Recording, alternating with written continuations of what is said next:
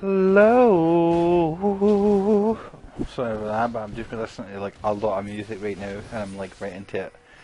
One thing like people don't really know about me is I tore my vocal cords a few years ago. I know a way to get it fixed is actual surgery, which is never going to happen because I'm not a singer. So anyway, let's get that out of the way.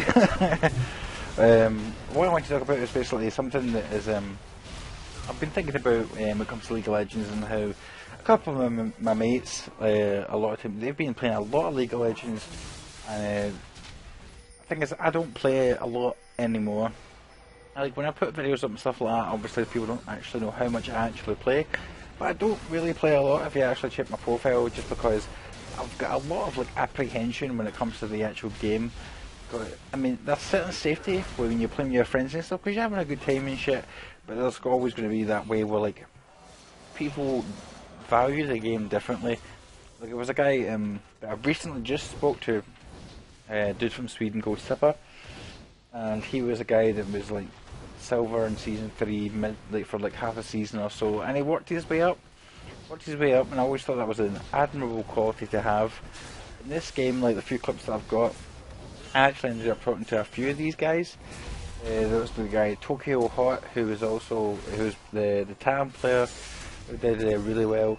A few of the games that I watched, in the stuff he happened to play Jarvan. It was like, why? Well, he didn't say it, but I could feel. I was like, why are you recording this game? I play mid. Don't fucking embarrass me.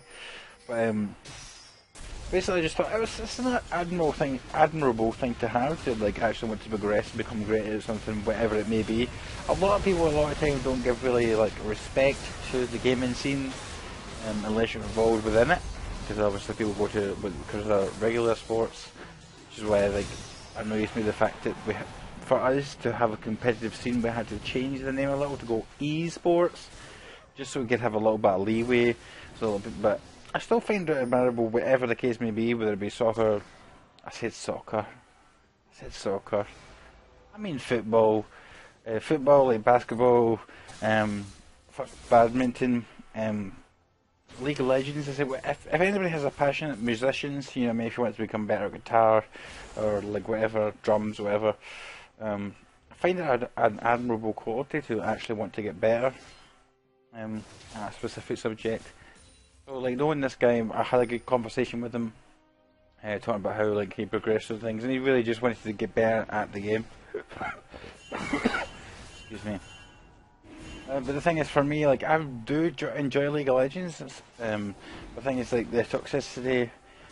It's